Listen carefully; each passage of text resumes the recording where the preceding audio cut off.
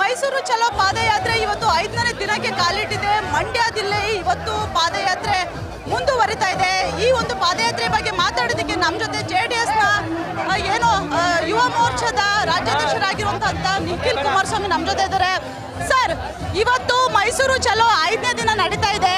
ಈ ಬಿಜೆಪಿ ಮತ್ತೆ JDSನ ಪಾದಯಾತ್ರೆ ನಿಖಿಲ್ ಕುಮಾರಸ್ವಾಮಿ ಅವರ ರಾಜಕೀಯ ಭವಿಷ್ಯಕ್ಕೆ ಅನುಕೂಲ ಆಗುತ್ತೆ ಅಂತ ಇಲ್ಲಿ ಇದನ್ನು ಯಾವುದೋ ರಾಜಕೀಯದ ಉದ್ದೇಶಕ್ಕೆ ಪಾದಯಾತ್ರೆ ಮಾಡ್ತಾ ಇರೋವಂಥದ್ದಲ್ಲ.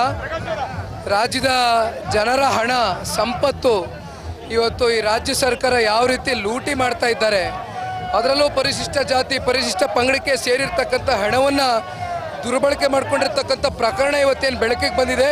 ಇವತ್ತು ಈ ರಾಜ್ಯ ಸರ್ಕಾರದ ವಿರುದ್ಧವಾಗಿ, ಈ ಭ್ರಷ್ಟರ ವಿರುದ್ಧವಾಗಿ ಇವತ್ತು ಈ ಒಂದು ಹೋರಾಟವನ್ನು ಎರಡೂ ಪಕ್ಷ ಕೈಗೊಂಡಿದ್ದೇವೆ.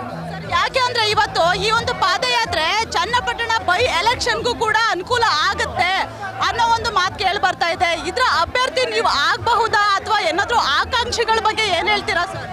ಯಾವುದೇ ತೀರ್ಮಾನಗಳಾಗಬೇಕಾದ್ರೂ ನಾವು NDA ಅಲಯನ್ಸ್ ಪಾರ್ಟ್ನರ್ ಸಮ, ಕೇಂದ್ರದ ಭಾರತೀಯ ಜನತಾ ಪಾರ್ಟಿ ನಾಯಕರು, ರಾಜ್ಯ ಮಟ್ಟದ ಇಬ್ಬರು ನಾಯಕರುಗಳು ಕೂತು ಸೂಕ್ತವಾದ ಸಮಯದಲ್ಲಿ ತೀರ್ಮಾನ ತಗೋತೀವಿ. ಚೆನ್ನಾಗಿದೆಯಮ್ಮ ಸರ್? ಇವಾಗ CM ರಾಜೀನಾಮೆಗೆ ಒತ್ತಾಯ ಕೂಡ ಕೇಳಿ ಬರ್ತಾ ಇದೆ. CM ಅವರು ಈ ಪಾದಯಾತ್ರೆ ಮುಗಿಯೋಕ್ಕಿಂತ ಮುಂಚೆನೆ ರಾಜೀನಾಮೆನ ಕೊಡಬಹುದು ಅನ್ನೋ ಮಾತು ಕೇಳಿ ಬರ್ತಿದೆ. ಏನ್ ಹೇಳ್ತೀರಿ ಸರ್? ಈ ಮೂಡ ಹಗರಣ ಏನಿದೆ, ಯಾವ ರೀತಿ ಮೂಡದಲ್ಲಿ ಅಕ್ರಮವಾಗಿ 14 ನಿವೇಶನಗಳನ್ನ ಈ ರಾಜ್ಯದ ಮುಖ್ಯಮಂತ್ರಿಗಳು ಹಾಗೂ ಅವರು ಪಡೆದುಕೊಂಡಿದ್ದಾರೆ, ಇವೆಲ್ಲವೂ ಕೂಡ ಇವತ್ತು ಜಗಜ್ಜಾಹೀರಾಗಿದೆ.